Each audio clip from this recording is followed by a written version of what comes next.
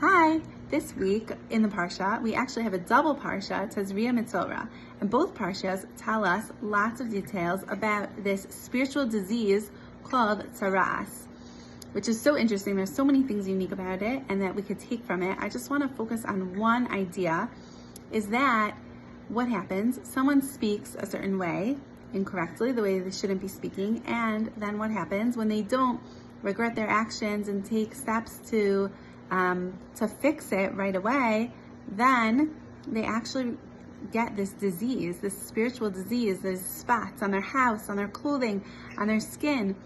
And it's like someone says something and then it causes this physical ailment. And it's very interesting. There's so many details, like only the Kohen, the priest, can diagnose it, and why is a whole nother topic. It's fascinating to explore. But why is this idea of speech, like why is it taken so seriously? And I want to even add to that question.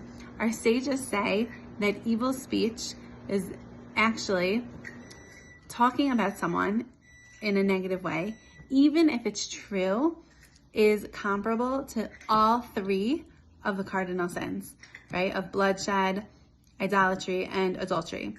All three of them, it's like together is equal to this evil speech.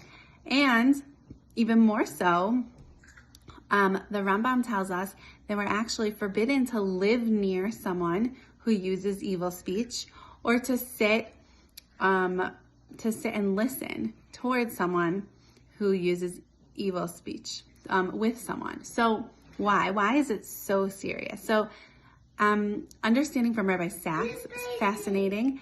And if you have been following Clean Speech Colorado, then you might know a lot about this topic already. So I just want to delve into some details from a different angle that we can gain from today.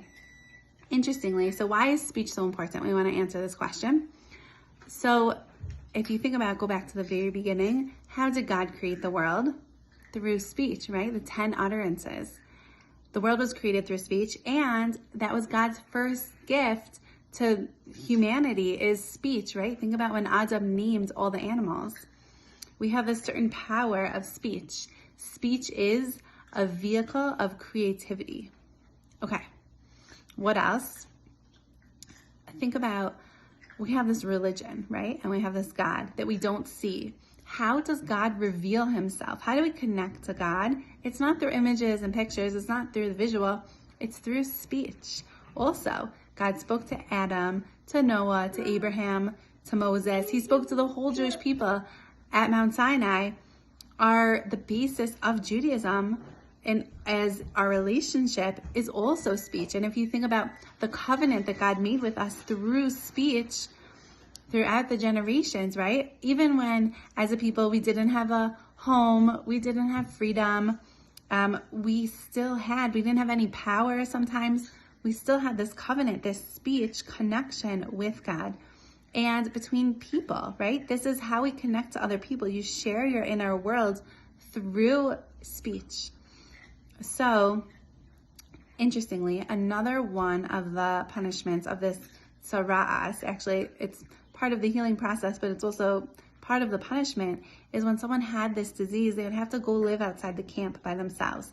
And if you think about it, it's really like an eye for an eye type of punishment, because what does speech do? Speech connects us to each other.